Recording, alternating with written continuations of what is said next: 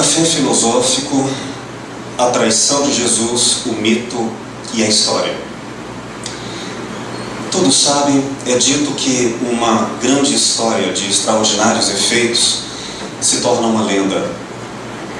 Uma representação cultural e simbólica, um guia de conduta, de esperança e de exemplos para o ideal do homem comum. É no chão da cultura de um povo que se cultiva diariamente pela oralidade da narrativa as sementes dos velhos e dos novos valores para a colheita de futuras gerações. A noção de lenda não é atual no mundo moderno industrial. É típica do mundo antigo, com metáforas e grandes analogias. Quando uma grande história se torna uma lenda, às vezes uma lenda se torna um mito. São diferentes. Mito é mais do que uma lenda. Mais do que um guia moral, é uma explicação simbólica e imagética da natureza, dos fatos, da origem do destino de todas as coisas. Quando uma lenda se torna um mito, ela não conta mais a história de uma pessoa, já não importam mais fatos biográficos, importam explicações e um sentido de realidade que sustenta, constrói e até destrói civilizações. Não se faz um mito no sentido contemporâneo de falar mal de uma ideia que não é verdadeira, dizendo isto é mito. Mito num sentido empobrecido. Aqui eu quero me referir ao mito de Jesus no mais elevado e antropológico sentido da representação cultural de um povo. É nesse sentido que o mito, ele não se faz por um ato legislador, inaugural. Ele é refeito, atualizado e construído através do rito, do ritual. Rito que põe em ação, no movimento diário do elemento sagrado, do transcendente, daquilo que não é encontrável aos olhos físicos, nem aos movimentos factuais. O mito é um símbolo. Quando temos um símbolo que representa não uma história ou uma pessoa, mas toda uma cultura e todo um povo, quiçá toda uma civilização, nós estamos diante do, possivelmente, a maior verdade de um povo. O mito é cultural e percorre as profundidades do espírito de um povo. Ele é o registro da civilização. Mas vamos aqui então falar não propriamente sobre a lenda, mas sobre o mito Jesus. Jesus, que começa com uma história biográfica, um carpinteiro humilde de Nazaré e seus feitos grandes, miraculosos, porém, à própria época, não mais extraordinários do que seus contemporâneos. Se percorrerem no Oriente, fazer multiplicação de pães e peixes, se percorrerem entre os próprios judeus e profetas, andar sobre as águas, isso não é lá grande feito. Moisés fez extraordinariamente muito mais. Abriu um oceano, um mar inteiro, transformou um rio inteiro em sangue. Enfim, Jesus não foi exatamente conhecido e tornado mito por conta de feitos mágicos. E não nos importa, portanto, os aspectos aqui nesta fala biográficos de Jesus, mas sim do exemplo, do mito, da representação simbólica, imagética e cultural, que, mesmo que não existisse Jesus histórico, o mito aí está. O mito é tão maior do que qualquer fonte histórica originária, tão transcendente e existindo no espírito da cultura pela narrativa capaz de unir os povos pelos exemplos dos narradores, que seria equivocado querer discutir o mito de Jesus exclusivamente na história de Jesus. Entendem? Vamos a este mito. Qual teria sido a traição do mito Jesus? E aqui eu me refiro à traição do mito e não da pessoa Jesus, já que ele, muito mais do que pessoal, representa um valor cultural. Trair este valor é o que me refiro. Como trair o que representa culturalmente a personagem Jesus? Teria sido através do beijo de Judas Iscariotes? Traição antecipada, prevista pelo próprio.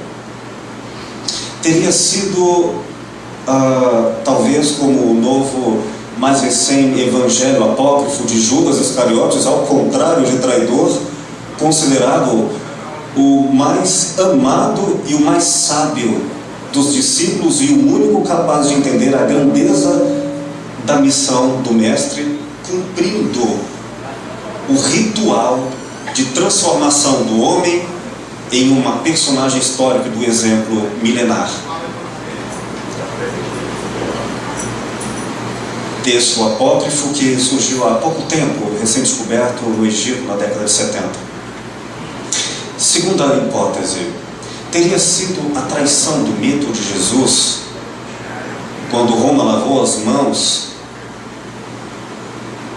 a traição feita pelo próprio povo judeu, quando esperava dele um profeta guerreiro, líder político como Moisés, mas que veio com um discurso profundamente desconcertante, moral, do Sermão da Montanha, que ao contrário da grandeza bélica, se mostrava ao serviço do próprio inimigo em profunda, a mais profunda de todas as humildades. E uma terceira hipótese, será que teria havido a traição de Jesus quando Pedro, não menos de todos os discípulos, quando por 3 anos Jesus com ele morou, habitou em sua casa, o acolheu mais do que outros, o mais velho, este que deveria, por melhor conhecê-lo, dar o exemplo, havê-lo negado 3 vezes? Não é disso que eu gostaria de falar. Essas questões, se ditas sim ou não, pouco explicariam o mito e a traição desse mito.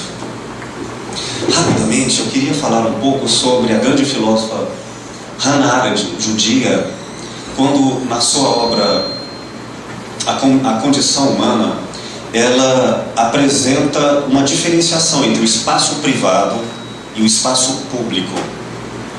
E ela procura estudar com dedicada atenção 2 exemplos de uma civilização com espaço público extraordinário, jamais repetidos.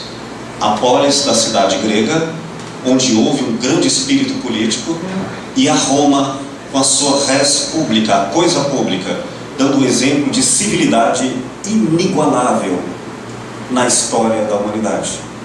Civilidade política. É nesse sentido que ela vai dizer, quando o nosso espaço privado é pessoal, o outro não tem acesso, porque o outro está privado de, inacessível a. Cada um, portanto, tem o seu espaço privado. Religião, gosto, dores, amores, questões tão íntimas que só interessam a ele ou aos seus. Porém, existem outras questões que não morrem, não nascem e não morrem no indivíduo, permanecem antes do indivíduo e para depois do indivíduo na cultura, porque elas pertencem ao público. Por exemplo, a língua em que eu falo. Todos nós, de toda uma geração, vão morrer. Todos nós iremos morrer. Mas ainda assim, depois de toda uma geração morrer, a língua não morre. Como é possível? Se todos morrem, a língua não morrer?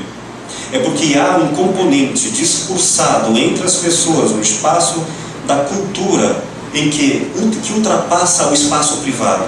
E é graças ao espírito público que, portanto, de geração a geração, os valores se tornam herdeiros e construtores das civilizações.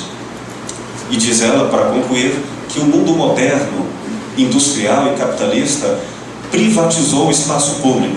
Ao invés de fazer crescer e fomentar valores que perdurariam mais do que uma geração, além da morte do indivíduo pela imortalidade da cultura, é que nossa época morreu.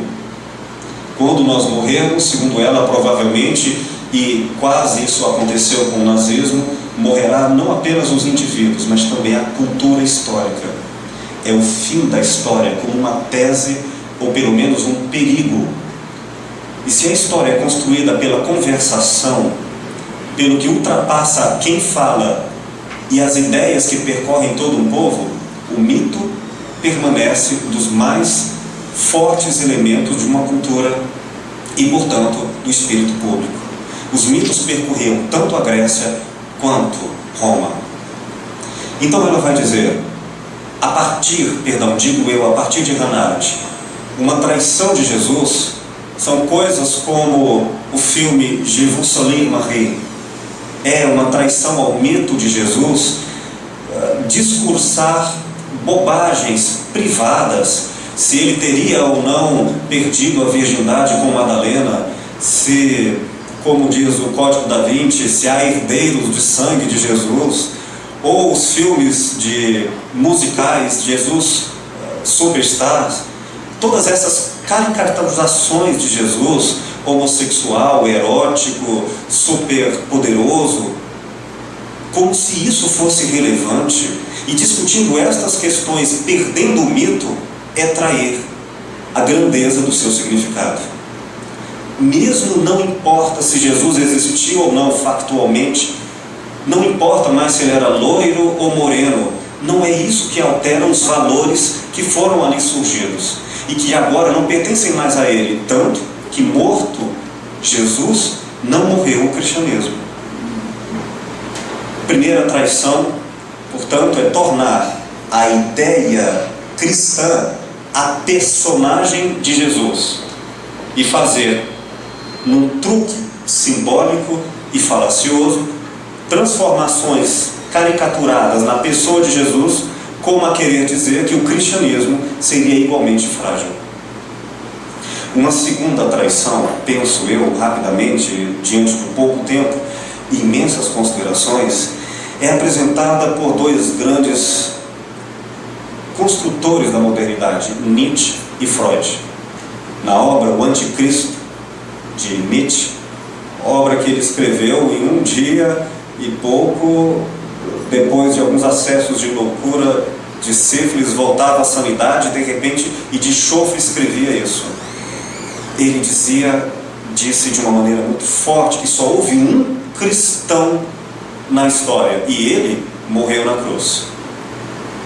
Então ele vai dizer e demonstrar, e não é fácil ser cristão e ler o Anticristo de Nietzsche, porque ele demonstra que a história do cristianismo é a história da vergonha, do oposto, da negação dos valores da humildade e da grandeza autônoma do espírito que representava o mestre, dizendo que este mestre não poderia se confundir jamais pela educação de escravos, mas pelo exemplo para novos outros mestres.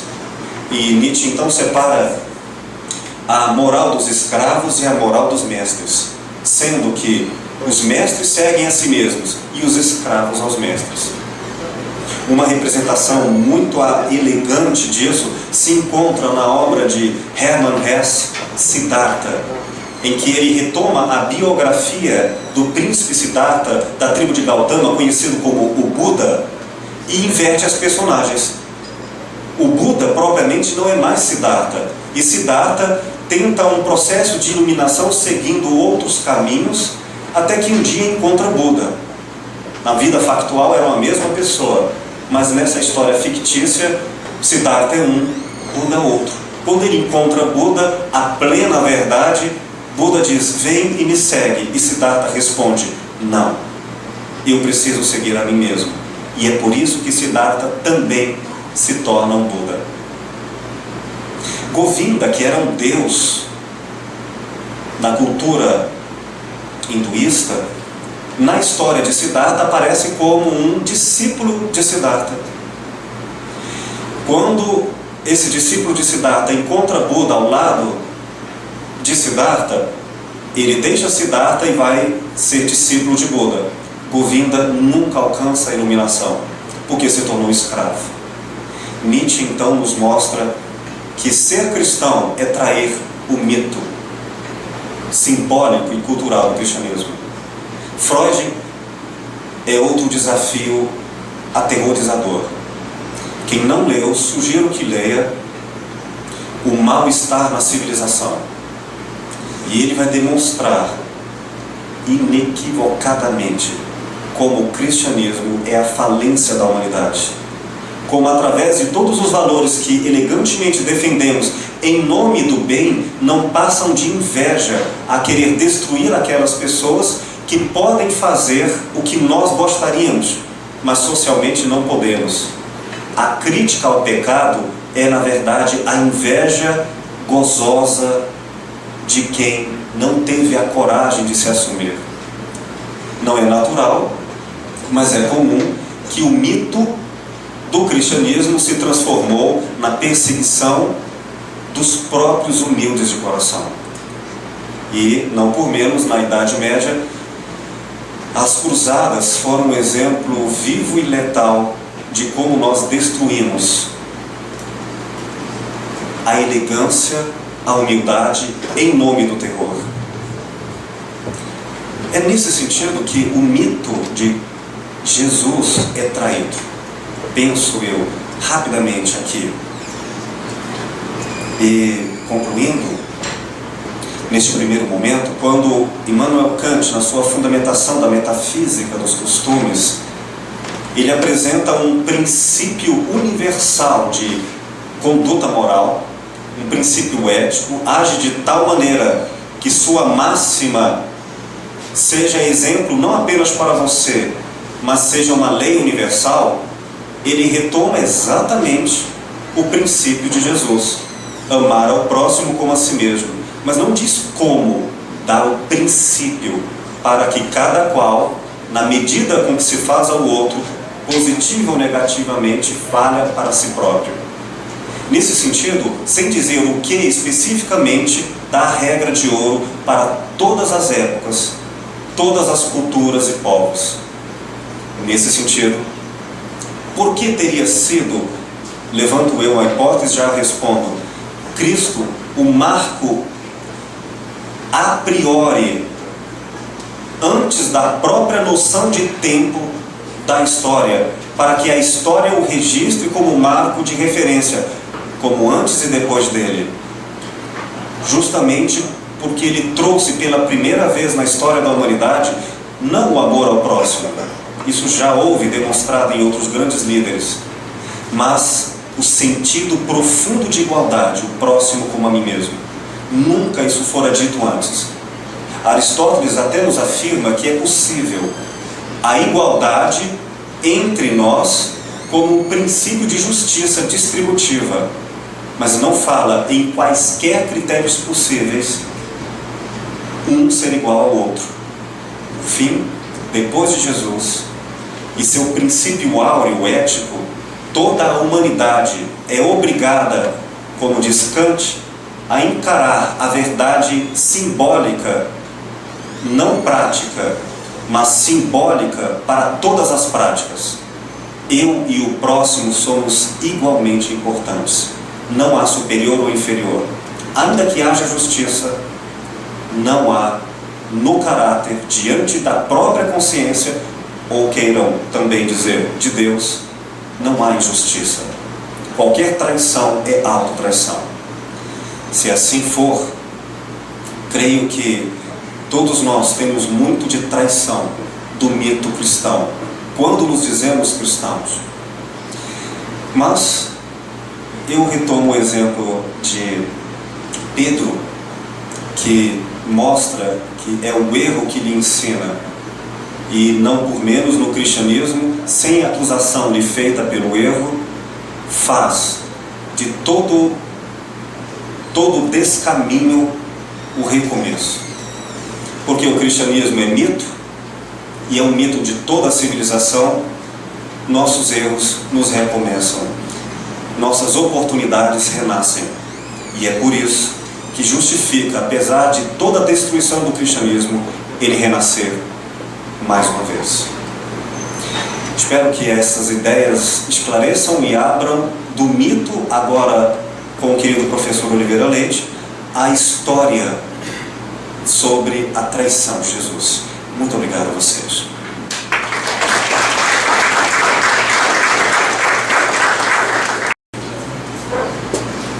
Senhoras e senhores, prezado professor Will Goya, há poucos meses tive a alegria e a imensa novidade de estar aqui presente e verificar tantas pessoas representando uma alta elite intelectual da cidade em busca de conhecimentos filosóficos, em busca do debate filosófico. Isso impressionou-me bastante e me deixou muito satisfeito de perceber esta realidade de Goiânia que eu ainda não conhecia. Para minha surpresa, o professor Goya, logo em seguida, me faz um convite para estar aqui e falar sobre esse tema de Jesus e a sua traição. O que existe de verdade, o que existe de mito. Aceitei a ideia e, como o tema é muito mais longo e muito mais emocionante do que o tempo de que eu disponho para falar, me permitam que eu entre de imediato no assunto. Para entendermos a realidade histórica de Jesus, nós teríamos que situar, em primeiro lugar, Roma, em segundo lugar, a Palestina naqueles tempos, em terceiro momento, a presença, a chegada de Jesus Cristo com o seu ensinamento e o final de sua vida com o que aconteceu com ele. Primeiro, então, falemos sobre Roma. Roma era uma civilização que se distinguiu, sobretudo, pelo exército, que soube construir com uma felicidade, uma logicidade tão grande, de tal forma que foi cada vez mais crescendo o seu poder e, com esse poder, conquistando tantas outras cidades e países, alargando-se cada vez mais aquele Império Romano. Na época de Jesus, quem estava no Império era Augusto, um filho adotivo de César, que com a morte de César assume o poder. Por 40 anos ele foi o imperador de Roma. É uma figura extremamente curiosa e interessante que, se eu começasse a falar sobre ele, me levaria todo o tempo que eu tenho para falar sobre Jesus. O que é que existia de curioso e de peculiar no uso e na conquista romana? Todos os lugares onde Roma punha o seu pé, era dito: isso agora é meu, não é mais de ninguém a não ser nosso, de Roma, do imperador de Roma. Portanto, se é meu, vocês têm que pagar o imposto sobre tudo, sobre a terra, sobre a produção da terra, sobre os animais, sobre o comércio, tudo era rigorosamente e pesadamente cobrado das pessoas. O que foi que aconteceu exatamente com a Palestina assim que Roma chegou? Logo mais nós veremos uma consequência disso. Vamos ver a Palestina. A Palestina estava vivendo naquela época debaixo desse tacão romano, onde era impossível qualquer pessoa se rebelar contra a força e o poder de Roma. Se Roma chegava em algum lugar declarando que ali agora tudo é meu, ela vinha com seus exércitos para segurar esta palavra. E o governo de Roma não estava nem lixando para a situação do povo. O bem-estar do povo não era o que interessava. O que interessava era poder escorchar o mais pesadamente possível, em termos de impostos, aquele povo. Não é de admirar que muitas pessoas daquela época tiveram que entregar suas posses, suas terras, seus bens, para poder pagar o imposto que era devido, imposto pelos romanos. E então, Esse é o contexto que Jesus encontra. Um povo revoltado, um povo escorchado, um povo humilhado. Para eles, no contexto judaico, a palavra mais importante é esta: um povo humilhado. Por que humilhado? Nós somos o povo de Deus. Deus é o nosso guia, é o nosso mestre, é o nosso Senhor. Então, como nós podemos aceitar que este povo de Deus se torne governado por um elemento pagão que não tem nada a ver conosco e não tem nada a ver com Deus? Então, era esse opróbrio, era esta ferida que estava no coração e na mente de cada judeu daquela época. Por sua vez, existia uma promessa que por séculos vinha sendo repetida através dos séculos, que um dia haveria de chegar um ungido de Deus.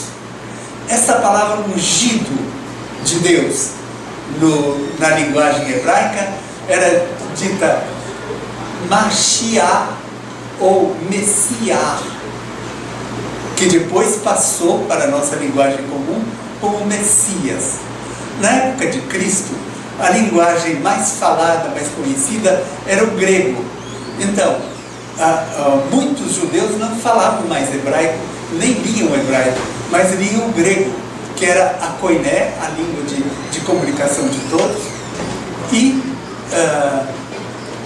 a palavra Mashiach ou Messias, na linguagem grega, era Christos, ou seja, aquela ideia mesma de ungido de Deus. Então, esta ideia de que haveria de surgir numa época um ungido de Deus, que libertaria o seu povo, que traria todo o bem para o seu povo, ela foi assumida cada vez mais, dependendo da humilhação, do opróbrio das pessoas governadas e dominadas por potências estrangeiras. Cada vez mais ele foi elaborado na mente dos judeus como o libertador, um guerreiro que haveria de levantar-se em armas, levando com ele todo o povo judeu para escorraçar esse domínio humilhante e incabível de um povo de Deus dominado por um estrangeiro. Falemos da Palestina. Ali havia pelo menos 4 grupos políticos e religiosos. Para eles não existia diferença de religião e política. Vamos falar rapidamente sobre cada um deles para depois entender o que foi que aconteceu com Jesus. Primeiro, existiam os saduceus. Quem eram os saduceus? Eram os sacerdotes do templo, aqueles que comandavam todos os rituais tradicionais ordenados pela lei de Moisés e aquilo que também foi sobreposto a tudo isso. Com isso, eles tinham grandes vantagens econômicas, além do domínio sobre a população, cuja finalidade maior era obter dividendos desta posição privilegiada que eles tinham. E para manter isso, o que eles faziam? Eram os... Desculpem a palavra, não está me vindo outra palavra mais bonita. Eram os puxa-sacos dos romanos. Eles viviam adulando, eram os aduladores dos romanos. Ou seja, admitiam tudo aquilo que os romanos impunham, contando que os romanos os deixassem a exercer a sua função. Esses eram os saduceus. Havia depois os fariseus. Quem eram esses fariseus?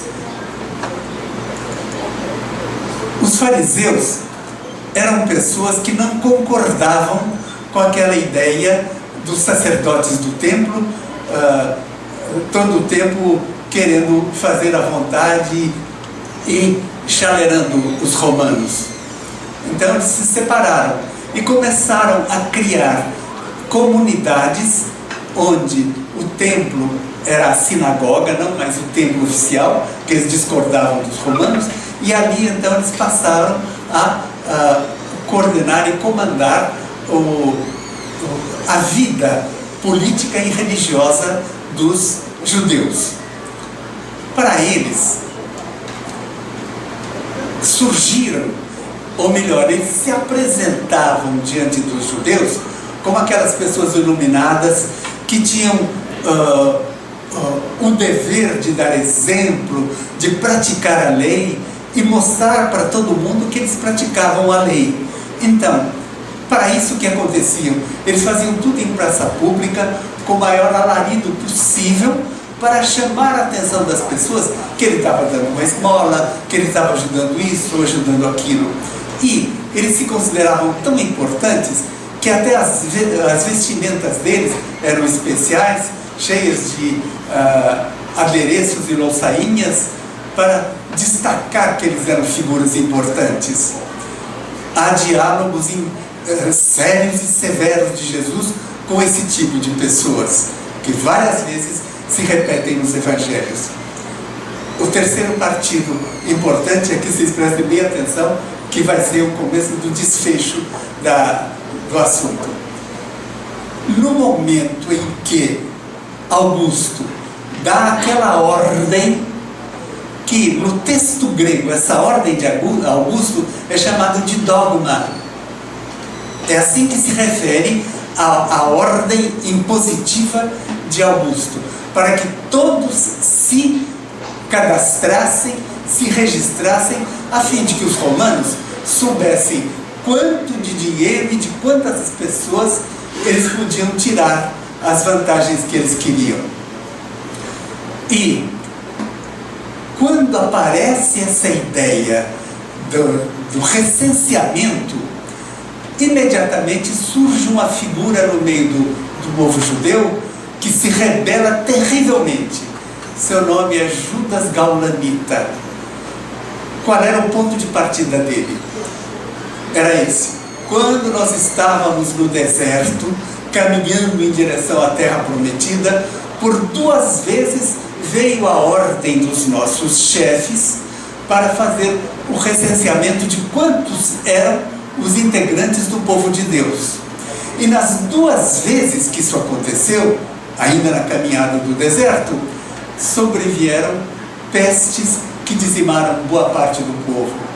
Daí eles tiraram uma conclusão: o povo de Deus e o número do povo de Deus é um segredo que Deus quer deixar simplesmente com ele. Não é para ninguém mais saber, nem nós, porque nós já quisemos saber e não conseguimos. E as pestes vieram e mostraram que não era isso que Deus queria, era o segredo dele. Portanto, quando vem a ordem do recenseamento, esse Judas Gaulanita se levanta e começa a fazer girar na população essa sua ideia, que nós não podemos aceitar isso não está de acordo com as nossas ações, e é um segredo de Deus que tem que ser assim preservado. E com isso ele foi fermentando cada vez mais aquela massa judaica e crescendo cada vez mais as suas ideias que tinham como a ideia de sublevação forte contra os romanos, apoiados na ideia de que Deus é o nosso Senhor e o nosso chefe. Ele faz a parte dele, mas ele quer que nós façamos a nossa parte. E qual é a nossa parte? A nossa parte é nos levantarmos em armas contra esses dominadores. Na hora que nós nos levantarmos, Deus estará conosco, Ele nos levará à vitória. E nisso surgirá a figura do Messias, que seria o grande líder que comandaria o povo, para que o povo de novo pudesse levantar a cabeça, esmagar a cabeça dos seus dominadores e voltar a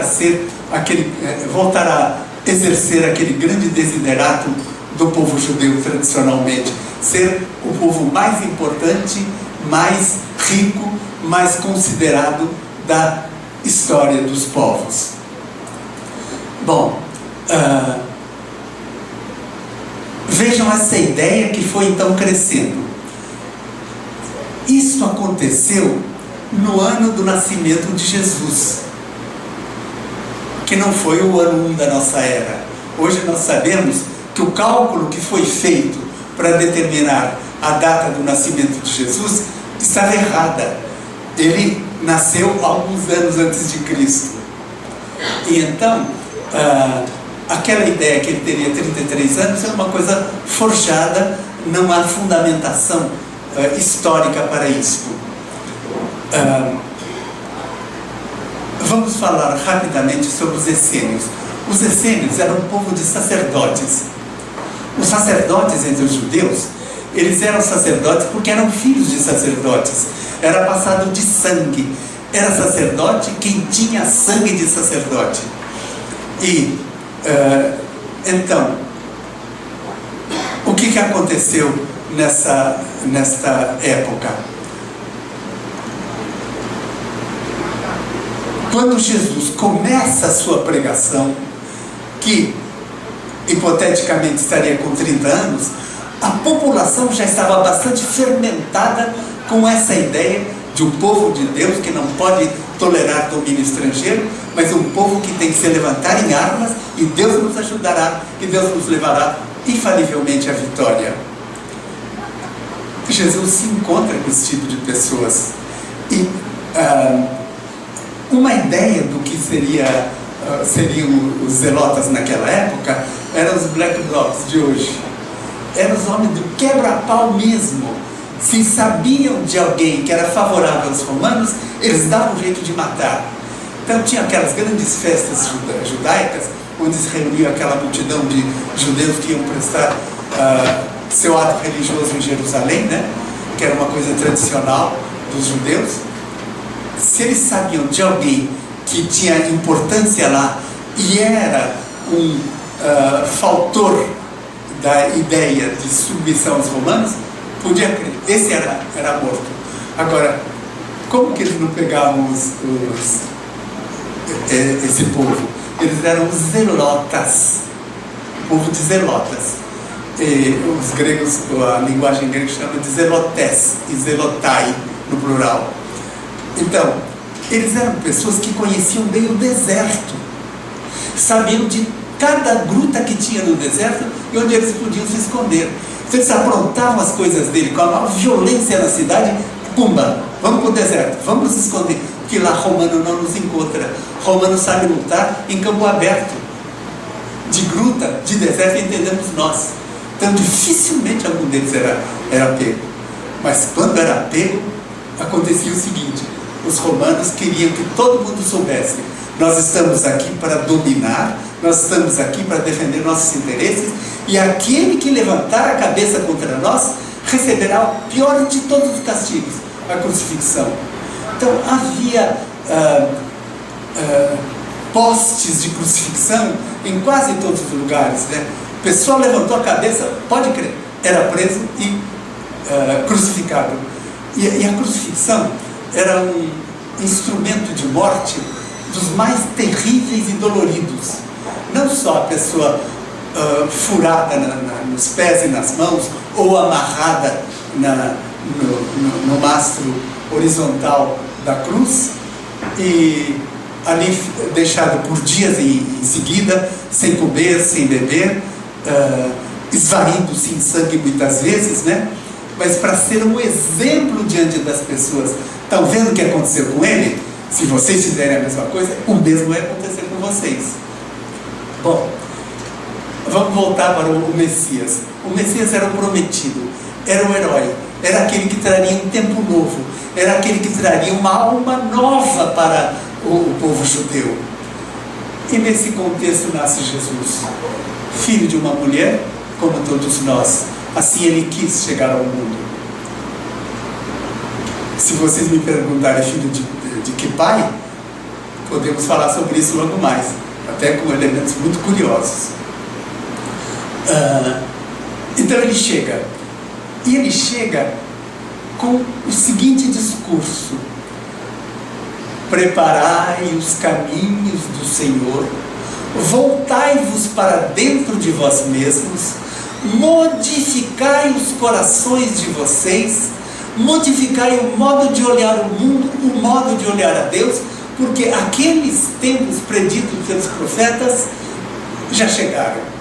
E antes dele estava o João, o primo dele, falando essa mesma linguagem com as mesmas palavras, que isso denota um elemento que depois poderemos comentar mais adiante. Então, Jesus veio, uma pessoa estranha, de hábitos estranhos, que enquanto todos esperavam que o Messias seria um adido, um mancomunado com as altas esferas, ele veio preocupado com a classe mais baixa, com os leprosos, com os paralíticos, com os cegos, com portadores de todas as doenças.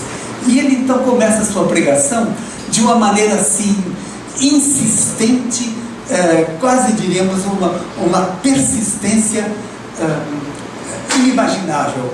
Ele passava em todas as cidades, caminhando o tempo inteiro, poucas vezes tendo lugar para repousar, né?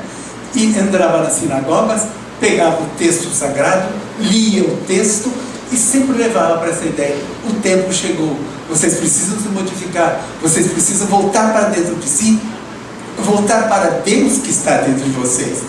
Não nos esqueçamos que a palavra Deus era uma palavra sagrada. O judeu até hoje, o judeu ortodoxo, o judeu religioso, até hoje não pronuncia a palavra Deus nem sequer na nossa língua. É sempre o Senhor.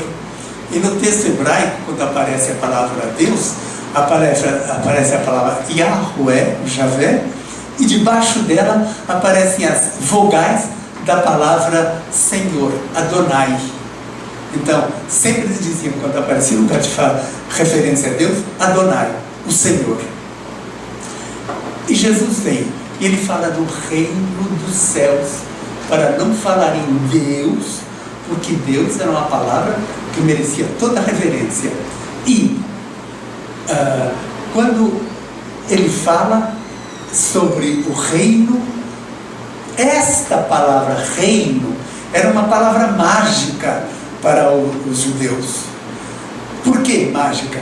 Porque é o reino nosso que nós queremos, que o Messias vai restaurar quando ele vier.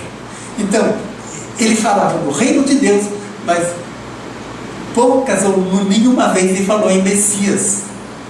Quando surgiu a ideia de Messias, foi quando ele perguntou para os apóstolos: o que os outros falam de mim que eu sou?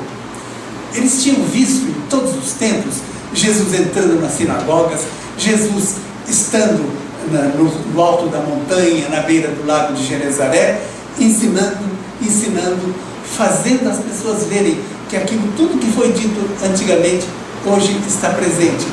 E para provar que ele tinha autoridade, ele fazia aqueles milagres, curava as pessoas, ressuscitava mortos, fazia coisas admiráveis, né? E as pessoas viam.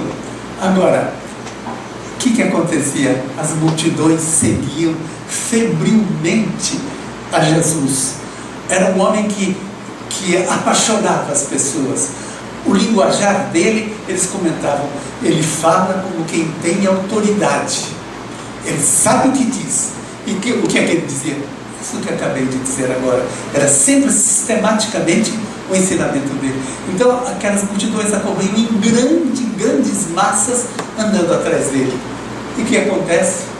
Aqueles fariseus, que eram os líderes, os bonitões da sociedade, que deviam ser respeitados e tal, por todo mundo, morreram de inveja, né? Imagina esse cara aí, nem mal sabemos quem é ele, e ele atrai as pessoas mais do que nós. Então, ele faz um contrabalanço muito grande sobre nós, levando uma enorme vantagem. E eles iam até lá para debater com ele, mas nunca conseguiam levar a melhor. E então veio essa ideia: nós precisamos matar esse homem, precisamos dar cabo nele. Por quê? Porque não podemos tolerar que ele continue, porque ele é uma liderança muitíssimo mais forte e muito maior do que a nossa. Agora eles comentaram: só que nós temos que fazer isso não num dia de festa, quando tem muita gente em Jerusalém. E pensavam, também não pode ser de dia, que as pessoas vão ficar sabendo e todo mundo vem contra nós. E foi o que aconteceu. Foi programada a prisão dele durante a noite, quando ele estava no Jardim das Oliveiras, e chega um dos discípulos dele, Judas Iscariotes, né? E diz: Deus te salve, mestre. E já tinha combinado com os outros: aquele a quem eu beijar, ele é o que vocês procuram. E foi o que aconteceu. Bom, quando chega esse momento da prisão de Jesus, a multidão que o acompanhava desde a Galiléia até Jerusalém, que as pessoas ficavam encantadas com ele, iam seguindo para ouvi-lo cada vez mais, ver a cura de pessoas, ver tudo isso, aquele encanto que ele exercia sobre as pessoas. E então estava aquela multidão por ali. E os sacerdotes e os fariseus estavam instigando ao povo para que o povo dissesse para Pilatos: você tem que condenar esse homem à morte. Por quê? Porque ele faz reboliço entre nós, ele diz coisas que não nos interessam, e isso sob a sugestão, sobre a força de liderança daqueles que não queriam perder a liderança. E nesta ideia, saduceus, fariseus e zelotas, todos estavam reunidos, todos que eram inimigos entre si, se reuniram numa só ideia. Então, vamos nos juntar e vamos dar cabo desse Jesus. Ele não nos interessa. Por que não nos interessa? Porque nós queremos um Messias que é aquele que vai nos levar para a vitória. Levar sobre a vitória sobre os que nos subjugam e nos comandam e nos esmagam. E Jesus não veio com nada disso. A única vez que eu ia dizendo anteriormente, ele pergunta: o que as pessoas dizem que eu sou? E os apóstolos dizem, alguns dizem que o Senhor era Elias, ou João Batista que ressuscitou, ou algum dos profetas. Aí Jesus insiste: e vocês, o que é que vocês dizem que eu sou? E Pedro, então, que era assim, todo aberto, todo explosivo, diz: tu és o ungido do Senhor. Usou a palavra Cristo. Tu és o Cristo do Senhor. Ou seja, tu és aquele Messias que todos estão esperando e que é você. E Jesus diz assim: feliz de ti, Pedro, não é você que está dizendo isso, é o Espírito de Deus que te iluminou. Agora, não digam isto para ninguém, porque não era a hora de ninguém identificá-lo com a figura do Messias. Ele também não se identificava com a figura do Messias. Ele falava das Escrituras, falava de tudo isso. E ele aceita a palavra de Pedro, né? E aí cada vez mais vai chegando aquela hora. Essa hora em que todas as pessoas, todos os grupos se reúnem contra Jesus para dar cabo dele, para que ele não continuasse fazendo aquela comparação, levando vantagem sobre eles. Quanto tempo eu tenho? 15. Estou falando depressa demais. Vamos falar um pouco sobre os essênios. Quem eram os essênios? Os essênios eram um grupo também de sacerdotes que não toleravam a postura, a posição dos sacerdotes do templo, de subserviência aos romanos e de domínio sobre o povo para manter seus privilégios. E eles então se estabeleceram num edifício que foi o palácio construído para Herodes, por Herodes e para Herodes. Era um palácio construído num penhasco de dificílimo acesso, em pedra, grande, todo cheio de sofisticações, de quartos e estâncias lá dentro, né? Mas já fazia, quando acontece o problema dos zelotas se levantarem em guerra, o que aconteceu por volta do ano 70 depois de Cristo, Ou seja, era a época em que aquela ideia de Judas Gaulanita já tinha chegado e convencido de 70% a 80% dos judeus. Então já estava na hora de se levantar contra os romanos. E eles estavam estabelecidos como o último reduto deles naquele que foi o Palácio de Herodes e era conhecido como a Fortaleza de Massada. Hoje ele é um lugar assim de grande respeito, é um lugar oficial onde se comemoram os últimos que tiveram a coragem de dar o seu sangue para a causa judaica. Então é um lugar sagrado. Agora, só que esse lugar ficou escondido assim com o passar dos tempos, né? A poeira do deserto, tudo aquilo foi amontoando, então ficou aquele monte enorme de terra e tudo escondido lá embaixo. E há uma descrição feita pelo historiador Flávio Josefo daquilo que aconteceu na fortaleza de Massada. Os romanos levaram 2 anos, com todo o poderio, com toda a força militar que eles tinham, eles circundaram o penhasco alto onde estava Massada e levaram 2 anos tentando invadir. E ali estavam, os que não estavam lá já tinham sido todos ou deportados ou mortos. E quando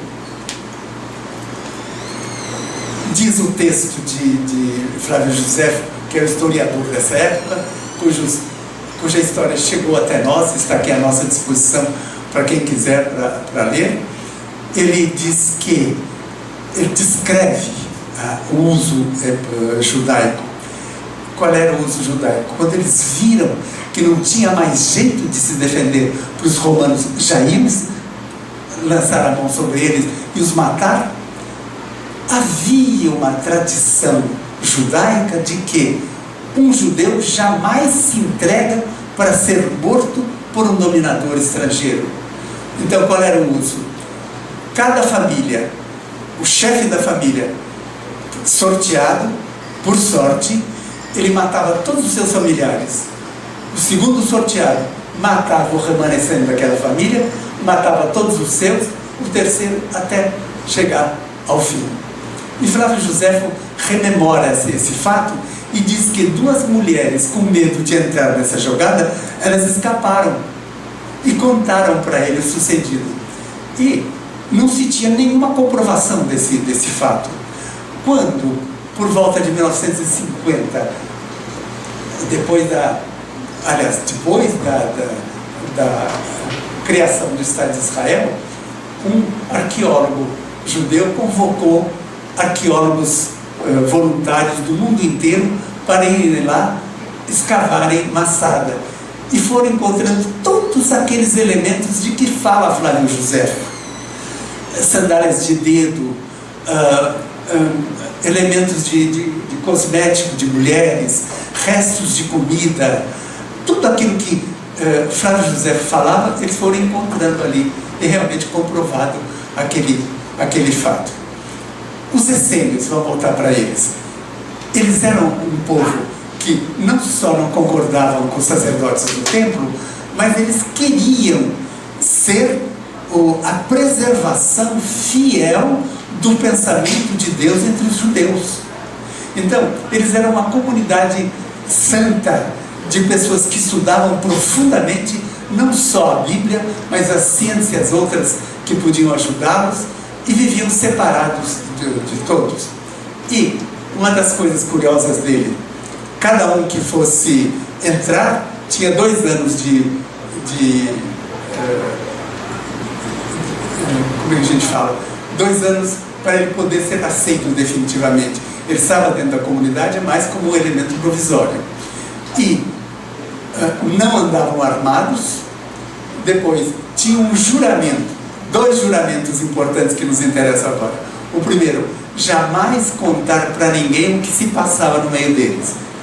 O outro juramento, em caso de perigo de alguém nos assaltar e roubar nossos segredos, a gente corre para o deserto e bota tudo isso nas cavernas, nas grutas do deserto, para que os nossos documentos não caiam em mãos profanas. E isso foi feito. E só em 1947, quando um daqueles pastores perdeu uma ovelha e percebeu que ela poderia ter entrado numa daquelas grutas. O que ele fez? Ele viu que ela estava lá, pegou uma pedra e atirou a pedra para fazer a ovelha correr em direção a ele. Aí, na hora que ele jogou a pedra, ele escutou o barulho de um vaso de barro que se quebrou. Então ele ficou curioso, foi lá e viu que tinha uma porção de rolos de documentos, de pergaminhos, de papiros, e foram trazidos. Eles levaram. Aí foram vendo todas aquelas grutas ali, foram achando muita coisa.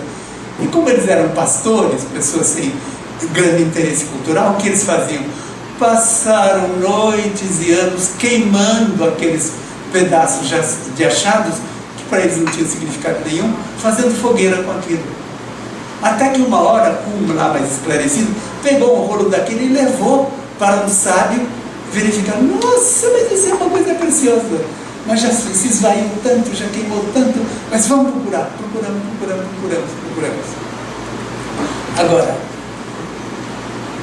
uma coisa interessante, quando João Batista começa a pregar sobre a vinda daquele que era o Cordeiro de Deus que tira o pecado do mundo, que era o primo dele, Jesus, ele usa expressões bíblicas iguaizinhas às expressões bíblicas que Jesus também usava na pregação dele.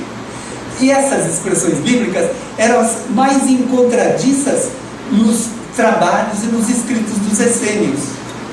Isso levantou os pesquisadores a seguinte hipótese: João Batista e Jesus pertenceram a uma comunidade essênia, porque a fala deles é muito igual à fala dos essênios. E durante muito tempo os evangelhos deixam de falar sobre a figura de Jesus, né? A última coisa que fala dele, quando ele está com 12 anos e fica no templo por conta própria, e depois quando ele começa a sua pregação já com 30 anos a mais. E volta e meia se ouve falar de um daqueles rolos encontrados que é chamado de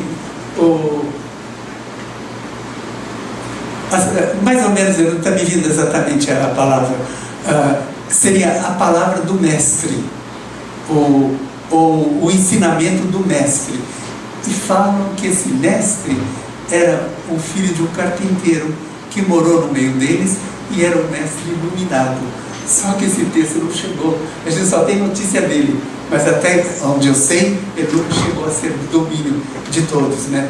Provavelmente esse mestre da justiça, chama mestre da justiça o texto, seria Jesus, que depois passa a ser tempo, passa a fazer a sua pregação. Bom, era isso que eu tinha para dizer para vocês, falando bem resumidamente, que tinha tanta coisa para falar. Como eu disse, só falar sobre o Imperador Augusto seria uma fala assim interessantíssima e extremamente cativante, com aquela personalidade dele. Dos outros, então, havia muito de falar sobre cada um desses aí. Muito obrigado pela atenção.